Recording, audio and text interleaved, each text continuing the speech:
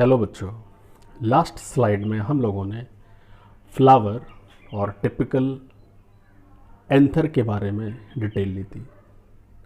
अब हम समझेंगे माइक्रोस्पोरोजेनेसिस के बारे में। What is microsporogenesis? तो जैसा कि जो टर्म दिया हुआ है माइक्रोस्पोरोजेनेसिस मीन क्या हुआ? माइक्रोस्पोर्स मेक होना। जेनेसिस मीन मेक होना, micro mean small, स्पोरो mean spore. तो microsporogenesis is the process in which microspores are prepared. Simple word में अगर हम ये कहें कि वो प्रोसेस जिसमें माइक्रोस्पोर्स मेक होते हैं उसे माइक्रोस्पोरोजेनेसिस बोला जाता है। अभी माइक्रोस्पोरोजेनेसिस की जो प्रोसेस है वो कहाँ पे होगी? तो टिपिकल एंथर में जो माइक्रोस्पोरेंजियाज होती हैं ईच लोब में, जैसे कि हम लोगों ने फॉलो किया था कि एंथर में जो लोब्स होते हैं उन लोब्स के चारों तरफ कुछ प्रोटेक्टिव लेयर्स थे, epidermis, endothecium, middle layer and tapetum. फिर स्पोरोजेनस टिश्यू की बात की थी, तो यहाँ पर स्पोरोजेनस टिश्यू मियोसिस में इन्वॉल्व होएगा। तो जब भी स्पोरोजेनस सेल की एक 2n नेचर वाली cell mean spore mother cell meiosis करे, कंप्लीट मियोसिस करे, तो 4 माइक्रोस्पोर मेक हो जाते हैं जिनकी पोलैरिटी कैसी होती है? n होती है, हैप्लॉइड होती है। It means when single spore mother cell undergoes a complete meiotic division it makes 4 haploid microspores, but these microspores are joined with each other that makes tetrad. इस पेज में आप एक वर्ड देख रहे होंगे, टेट्राड। टेट्राड का mean होता है कि जब भी मियोसिस कंप्लीट हो जाए तो 4 सेल्स एक दूसरे से जुड़ी रहती हैं जो टेट्राड मेक कर। अभी जो टेट्राड मेक होते हैं ये डिफरेंट शेप के होते हैं, may be tetrahedral, may be T shaped, may be decussate और लीनियर। अब बच्चों अगर आप इस पेज को ध्यान से देखो तो राइट हैंड साइड में पॉलन ग्रेन अगर आपको समझ में आ रहा हो तो उसके ऊपर सर्किल में एक स्ट्रक्चर बना हुआ है। अब इसके कॉर्नर को अगर आप काउंट करो तो first, second, third and 4 corners समझ में आ रहे हैं जो स्फेरिकल शेप में, जो टेट्राड को रिप्रेजेंट कर रहा है। इस पेज को अगर आप ध्यान से देखें तो माइक्रोस्पोरोजेनेसिस में कुछ स्टेप्स को दिखाया गया है। तो सबसे पहले स्पोरोजेनस टिश्यू, वहाँ से सेल्स स्टार्टअप लेती हैं और कंप्लीट मियोसिस करने के बाद ये माइक्रोस्पोर टेट्राड मेक करती हैं। इसके बाद हर एक माइक्रोस्पोर पॉलन ग्रेन में कन्वर्ट हो जाता है, लेकिन सभी पॉलन ग्रेन टेट्राड फेज में ही पाए जाते हैं। अब प्रोसेस की बात करें तो first of all the cells of sporogenous tissue undergoes meiosis and makes 4 haploid cells. All the 4 cells stay together and makes microspore tetrad. When anther mature and get dehydrate and finally dissociates, it finally releases tetrad pollen grains. बच्चों आप इस page में microsporogenesis को समझ पा रहे हैं ना? प्रोसेस की बात करेंगे तो कोई एक सेल स्पोरोजेनस सेल से कंप्लीट मियोसिस करेगी, प्रोसेस को बोलेंगे माइक्रोस्पोरोजेनेसिस। जिसमें क्या हुआ? 4 सेल्स मेक हो गई, सभी की पोलैरिटी कैसी होगी? हैप्लॉइड हो गई। सभी 4 सेल्स एक दूसरे के साथ ही रहती हैं और टेट्राड माइक्रोस्पोर मेक करती है।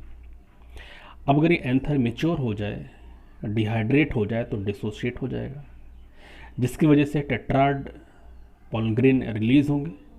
अब ये टेट्राड पॉलन ग्रेन्स सेपरेट हो जाएंगे। तो बच्चों जब एंथर यंग रहता है तो पॉलन सैक का नंबर 4 होता है, मीन डाइथिकस एंथर में 4 चैम्बर्स होते हैं।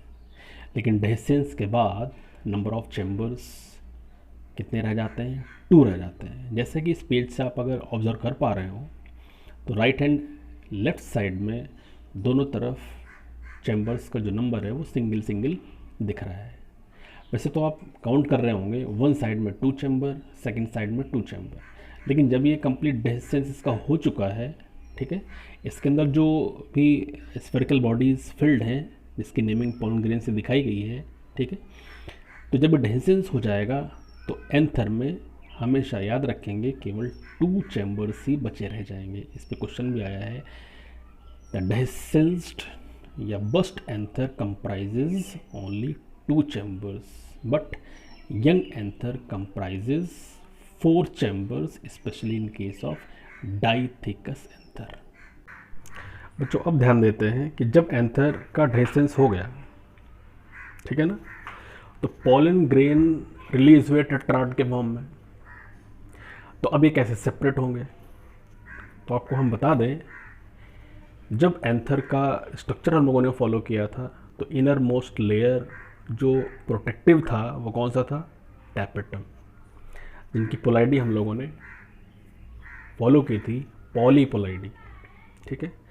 तो ये टैपेटम का सेल या टैपेटम की सेल्स न्यूट्रिशन तो करती ही हैं पॉलन ग्रेन्स का, साथ में एक एंजाइम भी रिलीज़ करती हैं जिसको बोलते हैं कैलेज एंजाइम। याद रखिएगा, tapetum cells secretes callase enzyme, CALLASE, callase enzyme that separates the all cells from the tetrad pollen grain. Now the topic is pollen grains. तो इस पेज में आप डिफरेंट शेप्स और डिज़ाइंस के pollen grains देख रहे होंगे। जो pollen grain रिप्रेजेंट करता है मेल गैमेटोफाइट को। रीज़न क्या होता है इसके पीछे? क्योंकि जब भी pollen grain पॉलिनेशन के बाद पहुँचेगा, कहाँ पहुँचेगा? फीमेल सेक्स ऑर्गन पिस्टल की सरफेस स्टिग्मा पर पहुंचेगा, तो वहाँ पर जर्मिनेशन करता है, और जर्मिनेशन करने के बाद 2 मेल गैमेट्स मेक करता है, इसलिए पॉलन ग्रेन को क्या बोलते हैं? मेल गैमेटोफाइट बोलते हैं। अब हम आपको अगर ये बताएं कि सिंगल पॉलन ग्रेन कैसा दिखता होगा, तो माइक्रोस्कोप में जब ऑब्जर्वेशन करोगे तो सिंगल पॉलन ग्रेन में 2 लेयर्स होते हैं, जैसे कि इस पेज में आप देख रहे होंगे। एक जो रेड बाउंड्री बनी हुई है, उसके चारों तरफ ब्लैक लाइन जो ड्रॉ कर रखी है, तो वो क्या हुआ? एक्साइन हुआ। वहीं पे रेड बाउंड्री के अंदर जो स्फेरिकल ब्लैक लाइन ड्रॉ कर रखी हुई है, वो क्या हुआ? इंटाइन हुआ। तो यहाँ पर एक्साइन स्पाइनी होती है, वहीं पे इंटाइन जो होती है वो स्फेरिकल होने के साथ साथ स्मूथ होती है। एक्साइन पर जर्म पोर भी पाए जाते हैं, ठीक है। अभी जो जर्म पोर होते हैं ये क्या इंपॉर्टेंट रोल प्ले करते होंगे?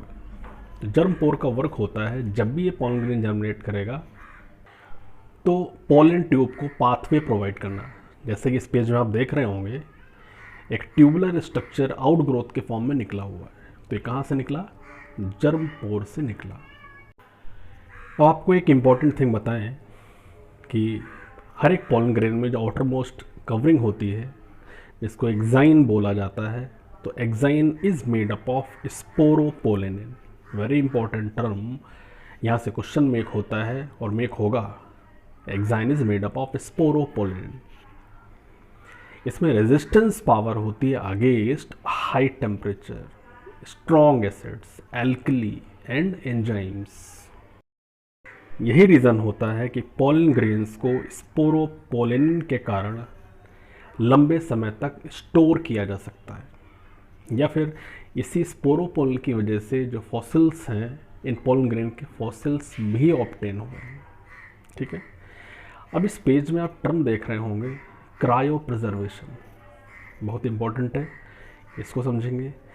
जब पॉलन ग्रेन्स को -196 डिग्री सेंटीग्रेड पर लिक्विड नाइट्रोजन में स्टोर करके रखा जाता है प्रिजर्वेशन पर्पस से, क्रॉप ब्रीडिंग के लिए, तो इस प्रोसेस क्या बोलते हैं? क्रायो प्रिजर्वेशन बोलते हैं। तो cryo preservation is the process of storage of pollen grain in liquid nitrogen eight -196 degree centigrade for using the crop breeding, it's called cryo preservation. अब इन पॉलन ग्रेन्स की इम्पोर्टेंस के बारे में बात करते हैं।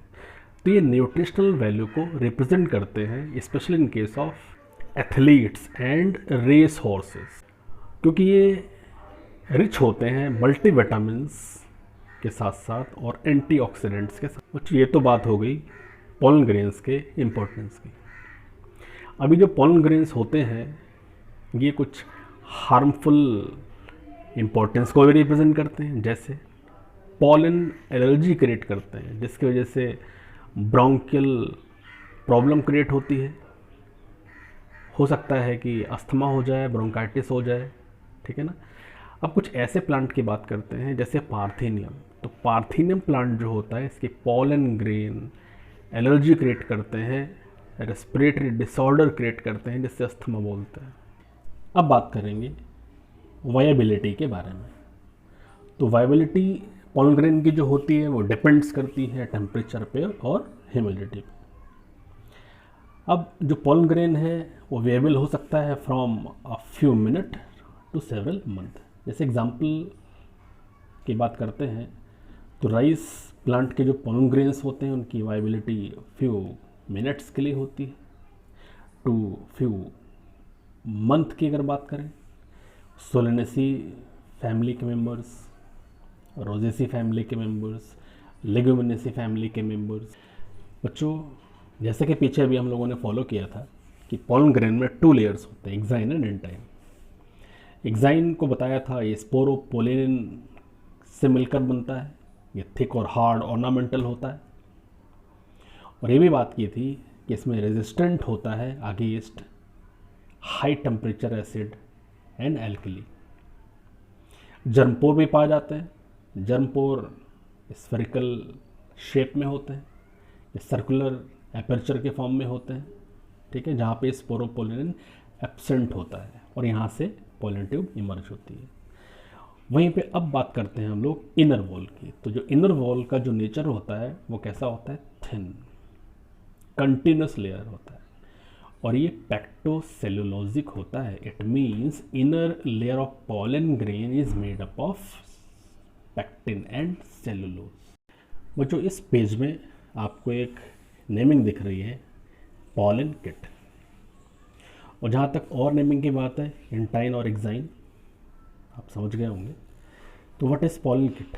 तो pollen kit is a yellow coloured fatty substance. It always found in the pollen grains that participates in insect pollination. तो बच्चों यहाँ तक तो ईच पोलन ग्रेन्स की कवरिंग की बात कर ली। अब जैसे कि पहले आपने सुना, ध्यान दिया होगा, pollen grain is a gametophyte cell. It means it is a cell. और जो सेल होती है उसमें साइटोप्लाज्म भी होता है, न्यूक्लियस भी होता है। तो पोलन ग्रेन का जो साइटोप्लाज्म है वो प्लाज्मा मेम्ब्रेन से कवर्ड होगा।